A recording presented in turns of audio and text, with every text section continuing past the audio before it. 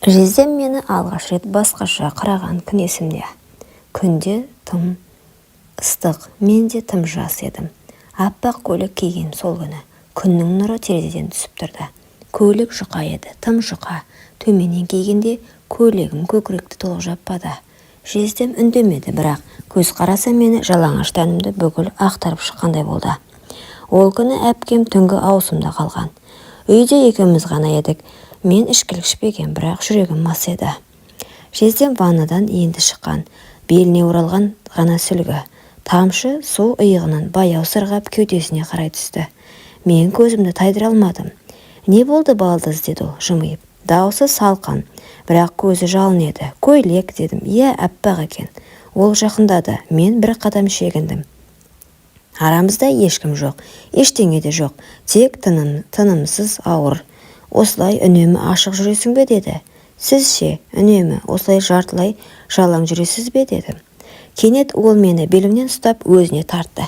Сүлгіден тараған жылы иіс мұрным тесіп өтті. Кеудем оның кеудесіне тиіп еттім. Ол көйлектің мойын тұсын ақырын тартып, екі иығымнан төмен сырғатты. «Тоқтаңыз, айтшы, сен қаладың ба осыны?» Мен үндемедім. Үндемегенім келісім екен, ол білді. Менің көкірегім дірілдеп тұрды. Қызарып кеткен ұштары көйлекке жабысып бәрін ашып тұрды. Ол иіскеді. Тынысым ішіме тығылып көзім жұмылды. Тәнім алғаш рет ер адамның қолына мұнша шөлдеп тұрғанын сездім. Оның алақаны менің белімде тұрғанда мен бүкіл санам сөнгендей болды. Көйлек баяғыда жерге түскен. Мен оны киіп тұрмын деп ойласам да, ол баяғыда шешілген екен. Жездемнің ерні мойнымды іздей бастады. Бір қолы иығымнан сырғып арқама барды, ал екінші қолы белімнің төмен тұсына баяу ойнап тұр. «Бір-ақ рет», деді ол сыбырлап. «Тек осы түн. Мен басымды изедім бе жоқ па білмеймін. Тек кеудемде дүрс-дүрс етіп соққан жүрекпен көзімде еріксіз келген жас, кінә мен құмарлықтың арасында шекараны сызып тұрды. Ол мені ақырын төсекке жатқызды. Төсек сықыр етті, аузыма сөз келмеді. Көйлегімнің жұп-жұқа матасы оның алақанының ыстығын жасыра алмады. Ол мені қалап тұрды, ал мен әлдеқашан беріліп болғам. Жалаңаш тәнімен жатып, жездемнің иісін жұтып, құмарлықтың отына тұтанып жатқанымды білгенде, ұяттан емес, қалауымнан дірілдедім. «Сен тым тәттісің», деді ол. «Апам білсе ше, білмейді». Ол мені итермеді. Әр қимылы ішімде ұят пен ләззаттың күресін бастады. Сол түні мен алғаш рет өзімді әйел сезіндім. Жезделік емес, ер адамның құштарлығынан, тәртіп емес, құмарлықтың заңымен. Таң атқанда оның иығында ұйықтап жатыр екенмін. Терезеден сыза түсе бастаған түнгі құмарлықтың лебі баяу басылып шындық иығымнан түсті. Ол ұйықтап жатқан, ал мен ояумын. Кеудемде біртүрлі тыныштық, айғай жоқ, үрей жоқ. «Мен не істедім?» деген бір ой келді. Бірақ өкінемеш, таңырқау.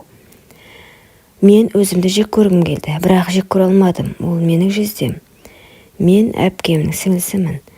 Бірақ түнде ол мені әйелім деп атады. «Көзім тек сені көргісі келеді» деді. Сол сәтте мен бәрін ұмыттым. Әпкемді де, үйді де, тәрбиені де. Тек мен әйел болып, ер адамға толық берілген сәтімді ғана ойлап жаттым.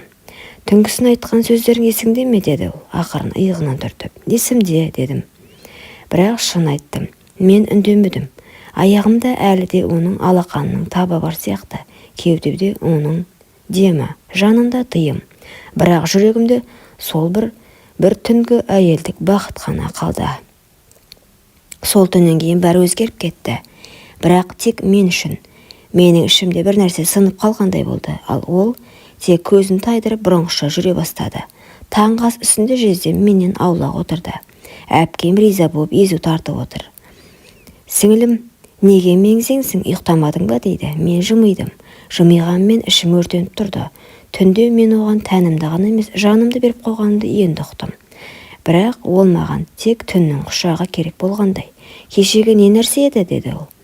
Бір кеште екеуміз ғана қалғанда, ол иығын көтеріп қойды. «Қателік, өткеннің ісі, айтпай қояйық». Сол сөз мені сындырып кетті. «Қателік пе?» Мен жыладым, бірақ үнсіз. Қасыңдағы әйел болғым келді, бірақ ол тек құшағында қыз болуымды ғана қалаған сияқты.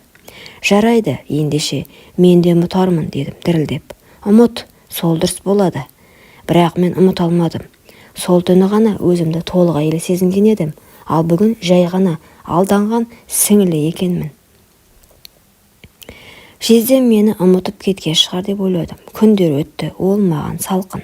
Мен де барынша сыр бермей жүрдім. Бірақ бір күні әпкем түнгі ауысымға кетті. Ал мен ас үйде ыдыс жуып жатқанмын. Ол келді. Қолыңды қатты жарақаттап алыпсың ғой деді. Сол кезде мен саусағымнан аққан қызыл ізді байқадым. Неге байқамадым деп өзіме таңғалдым. Бірақ ол қолымды алды, ақырын сүйді. Жаным ауырса да менің жүрегім сыздайды деді. Бір сәтте жүрегім тоқтап қалғандай болды. Сен ұмытпадың ба дедім ақырын. Ол ештеңе демеді, тек итеріп жібергендей болды. Ұмытуға тырыстым. Бірақ сенің иісің, сенің тәнің, сенің жанарың менің түнімде жүр. Сол сәтте менің көзім жасқа толды. Бұл қайта жалғастар ма екен деп үміттендім. Ол мені есікке апарып сүйді, мойнымды, иығымды.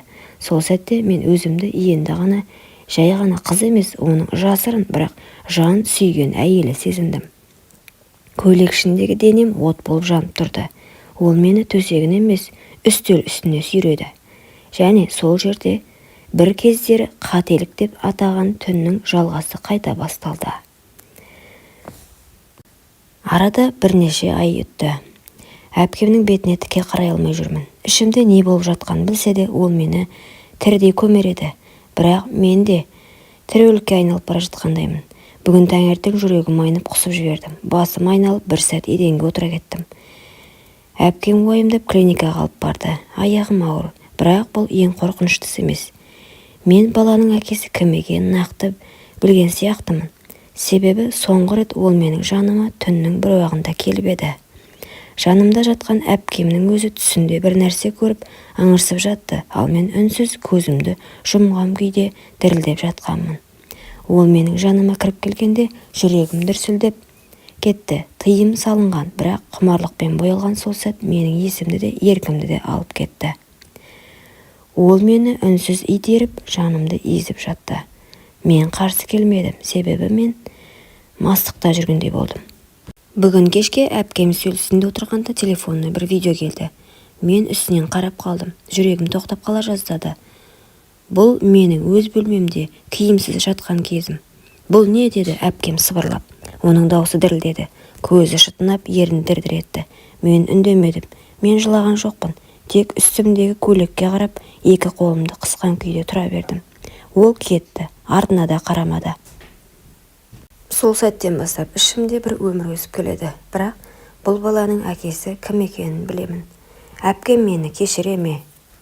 Ол енді мені көргісі келе ме? Білмеймін. Бірақ мен бір нәрсені анық білемін. Мен сол түннен бастап ешқашан бұрынғы қыз емеспін. Бәріне өзім кінәлімін. Құмарлық тәтті, бірақ сол тәтті кейін уға айналады. Оны ішіп қойған адам мәңгі шөлдегендей өмір кешеді.